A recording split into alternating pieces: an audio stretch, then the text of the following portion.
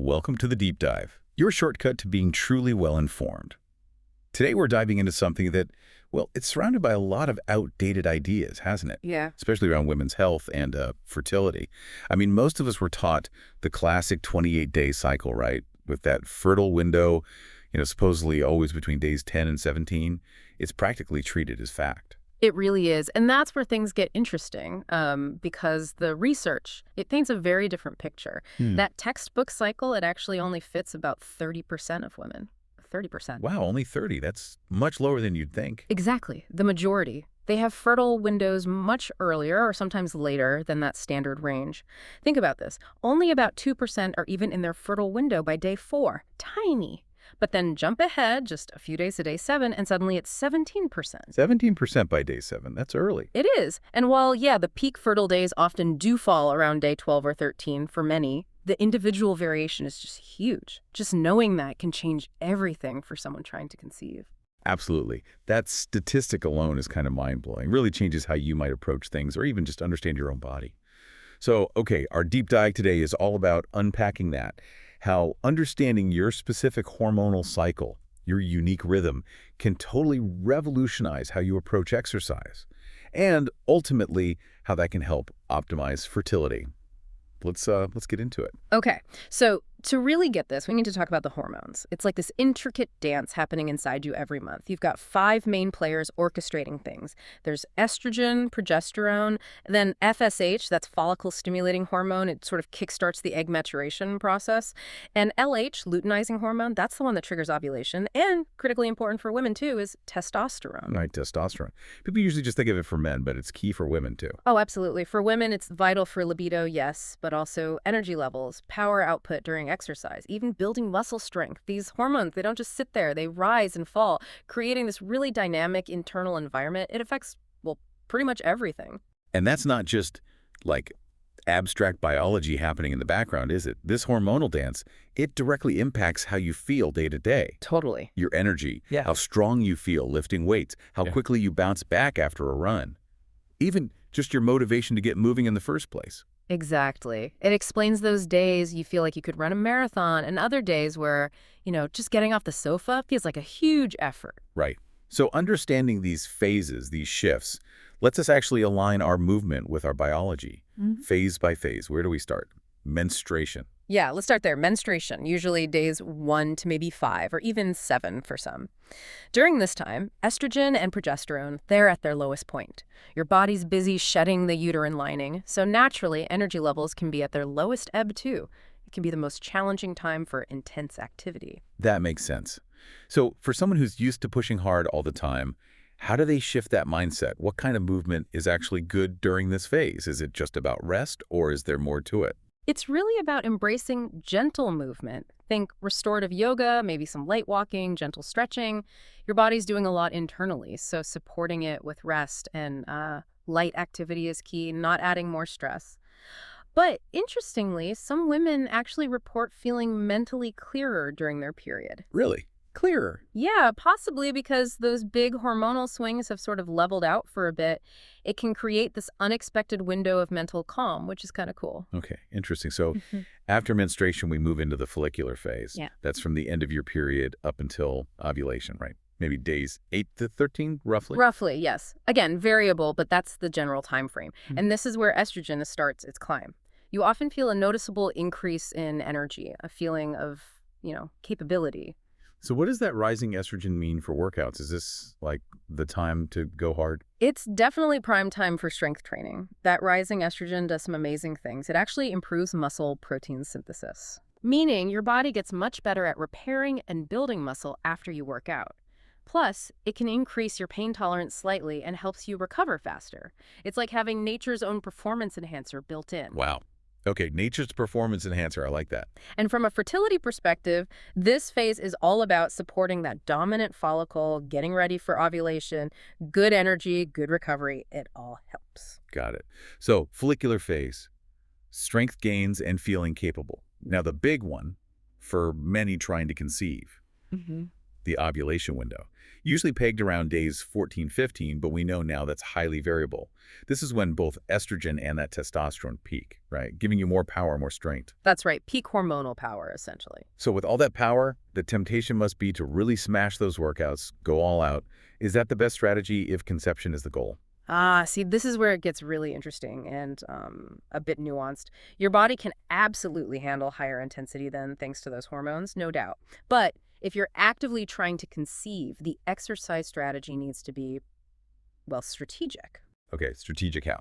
Research points towards a sweet spot. Moderate exercise seems to be best. Think maybe 30 minutes, keeping your heart rate around 60–70% of your max. This kind of moderate activity can actually enhance blood flow to your reproductive organs, which is great for fertility. So what does moderate look like? Like, practically? It could be a brisk walk, maybe some moderate strength training focusing on compound movements, but definitely not lifting your absolute max weight. Low-impact cardio works well too.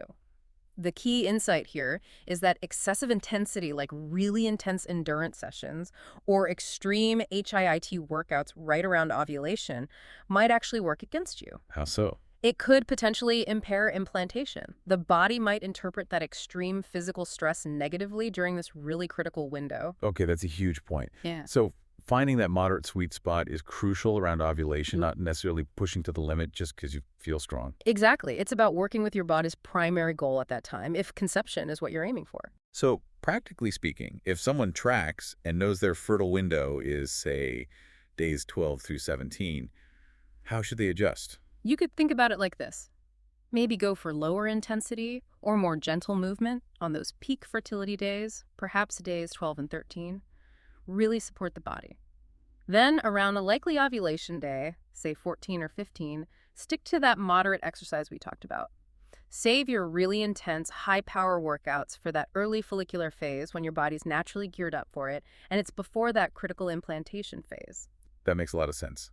Tailoring the intensity within the fertile window itself. Okay, so after ovulation, we enter the luteal phase. That's the 2 weeks leading up to the next period. Correct. And the dominant hormone here becomes progesterone, which starts to climb. Progesterone can be quite sedating. It often brings on increased fatigue as the body shifts gears, preparing for a potential pregnancy. Right, that pre-period slump feeling for many. Exactly. But here's a fascinating thing. Your basal metabolic rate, the calories you burn just by existing, actually increases during the luteal phase. Really? So even if you feel more tired, your body's actually burning more calories at rest. Yes. It's working harder behind the scenes. So you can kind of leverage this. The early part of the luteal phase can actually be a good time for endurance-type exercise.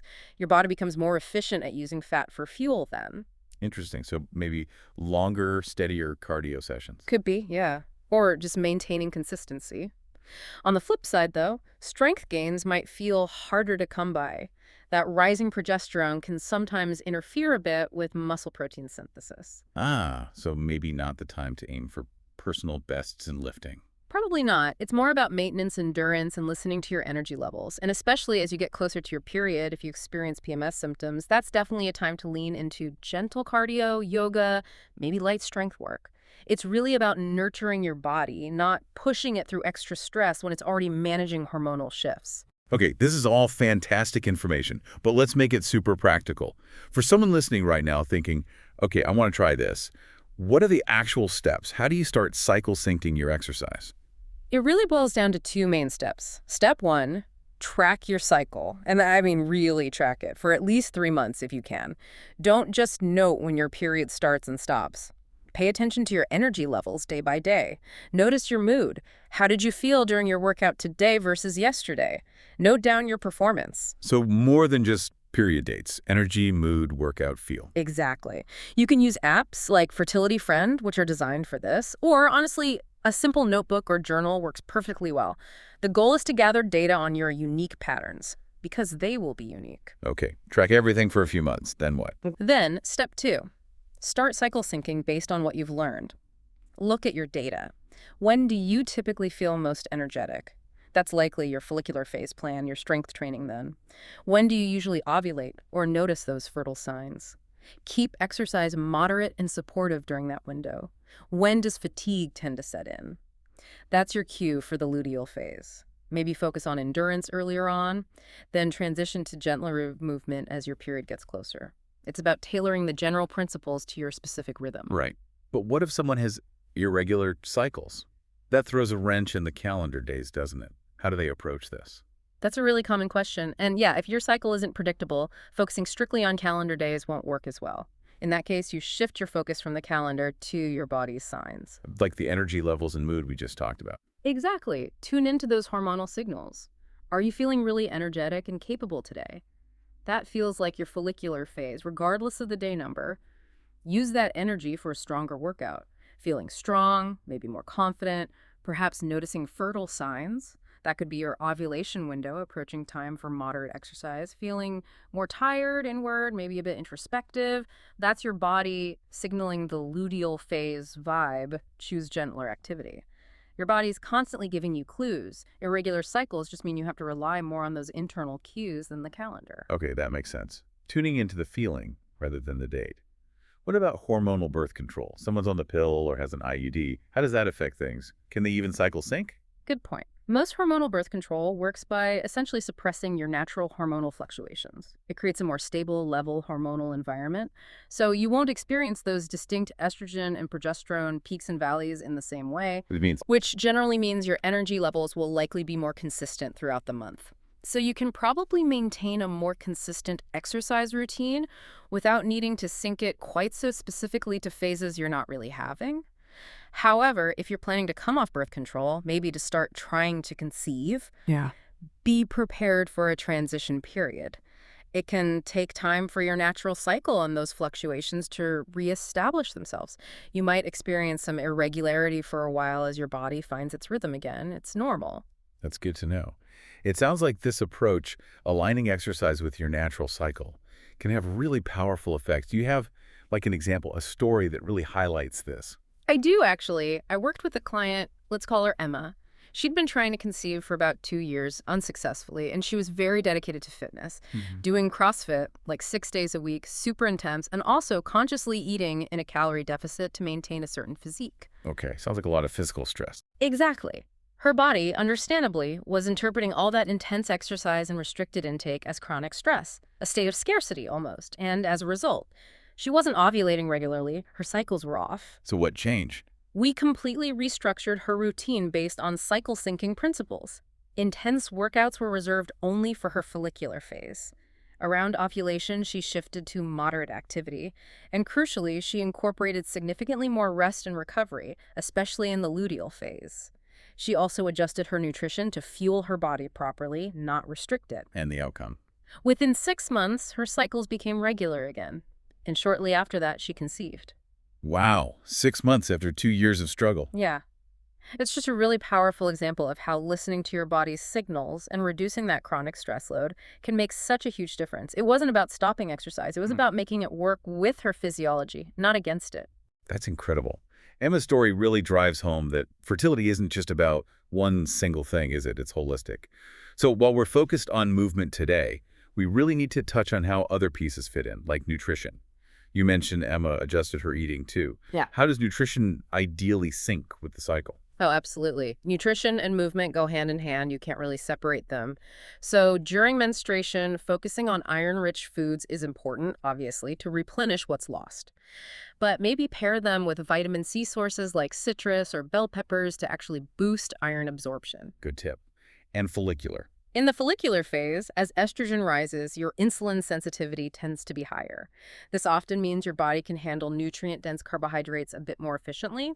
So it's a good time to fuel those tougher workouts properly, maybe with good quality carbs like sweet potatoes or quinoa, without necessarily causing big blood sugar swings. Okay. Ovulation. Around ovulation, think antioxidants, berries, leafy greens, things that support egg quality. And then in the luteal phase, remember that increased metabolic rate. It's perfectly normal to feel hungrier. Honor those cravings, but aim for nourishing, whole foods, complex carbs, healthy fats, lean protein to keep energy stable. Don't fight the hunger, fuel it wisely. Makes sense. Fueling appropriately for each phase. Now, what about weight and body fat? This topic feels like a real minefield sometimes, with so much pressure about achieving a perfect weight. But it's not just about the number, is it? Definitely not. It's such a sensitive area and often misunderstood. Yes, being significantly underweight or significantly overweight can impact fertility by disrupting hormones. That's true. But the real danger often lies in the obsession with a specific number on the scale. This can lead to extreme dieting, overexercising, the very things we saw with So MS. it's the underlying mechanism. It's about metabolic signaling. Your body is incredibly smart. If it perceives extreme calorie restriction or very low body fat, say, consistently below 17% or so, it interprets that as famine or danger. And in a danger state, its primal survival instinct kicks in. Reproduction becomes a non-essential luxury. So it might downregulate or shut down reproductive functions to conserve resources for survival. Wow. So trying too hard to be lean could actually backfire for fertility? It absolutely can. Conversely, excessive body fat can also disrupt hormone balance, particularly estrogen levels. The sweet spot isn't really a specific weight or BMI for everyone. It's more about achieving and maintaining a body composition and metabolic state that signals safety and nourishment to your body. Tells your system, hey, we're healthy, we have enough resources, it's safe to reproduce. It's about overall metabolic health, good energy balance, not just a number. That's a much healthier perspective. Focus on nourishment and metabolic health, not just weight. And what about partners? Male partners often feel a bit sidelined in fertility discussions. How do they fit into this picture? They are absolutely central. It takes two, right? And male fertility is just as important. For men, consistent, moderate exercise is generally great. It's been shown to improve sperm quality, testosterone levels, overall reproductive health. Moderate being the key word there, too. Yes, similar to women, too much intense, chronic exercise can actually have the opposite effect and potentially impair sperm production. Balance is key for everyone. But beyond their own health, men can play a huge supportive role by becoming cycle aware. Cycle aware. Meaning understanding the basics of their partner's cycle, knowing when she might be lower energy during menstruation or feeling great in the follicular phase or needing more support during the luteal phase. It allows for empathy, better communication, maybe even adjusting shared plans sometimes. It makes it a team effort, a collaborative journey, which can make a world of difference emotionally too. That's a fantastic point. Okay, let's shift gears slightly. Let's talk red flags. For someone listening who exercises regularly, maybe even thinks they're doing everything right, how would they know if their routine might actually be hurting their fertility chances? The biggest, most obvious red flag is changes in your menstrual cycle. If your periods become irregular, much lighter, or stop altogether, that's known as amenorrhea, your body is sending a strong signal that it's under too much stress. Okay, irregular or absent periods. What else? Persistent fatigue is another big one. Not just tired after a workout, but deep fatigue that doesn't get better with rest. Also, a noticeable decline in your exercise performance, even though you're training consistently. Feeling weaker, slower. Frequent injuries can be a sign your body isn't recovering adequately. And significant mood changes, like increased anxiety or depression, beyond typical PMS. These are always your body might be saying, hey, something's out of balance here. And this ties into overtraining syndrome, right? Something athletes know about, but maybe not connected directly to fertility in most people's minds. Exactly. It's a critical link that's often missed. Overtraining puts the body in a state of chronic stress. And when your body perceives that level of stress, whether it's from too much exercise, not enough recovery, calorie restriction, life stress, or a combination, its survival instinct kicks in hard. Reproduction is, biologically speaking, energy-intensive and non-essential for immediate survival. So the body often downregulates the reproductive system first. It shuts down ovulation to conserve resources. It's literally signaling this is not a safe or good time to get pregnant. So the solution isn't to push harder, it's the opposite. Absolutely. The solution is recovery, dialing back the intensity significantly, prioritizing sleep, managing overall stress, ensuring adequate nutrition. Sometimes it requires working with a professional, like a doctor or a dietitian, to really reset the system. Okay, let's bust a few common myths while we're on this. I hear so many conflicting things, like more exercise is always better for fertility. Myth. As we've just discussed, excessive exercise can definitely be detrimental. More is not always better. The dose makes the poison, so to speak. Right, and the opposite myth.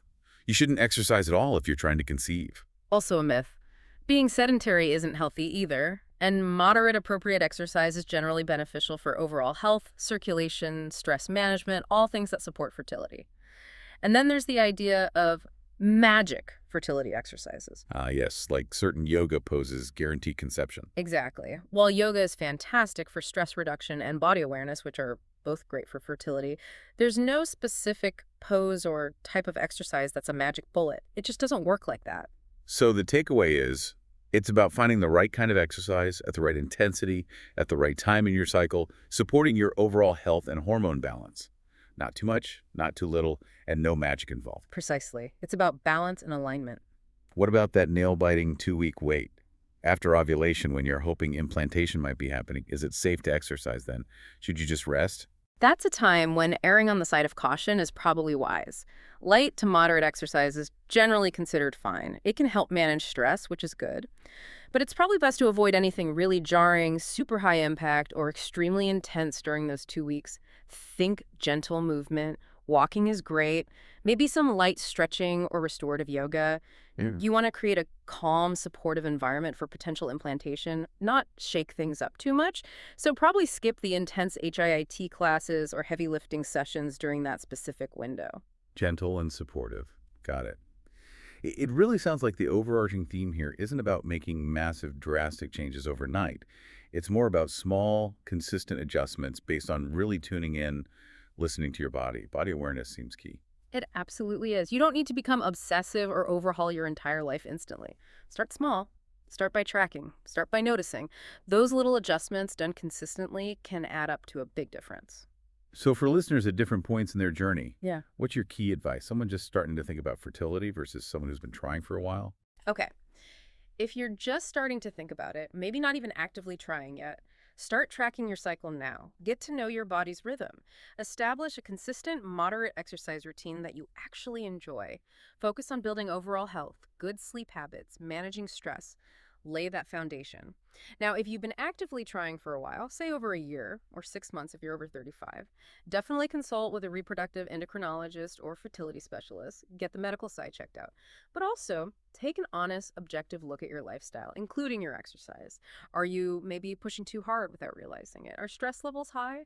Could you benefit from dialing back intensity and focusing more on recovery? Or conversely, are you too sedentary? Sometimes those lifestyle tweaks, guided by your cycle awareness, can be really impactful alongside medical support. That's great advice for both stages.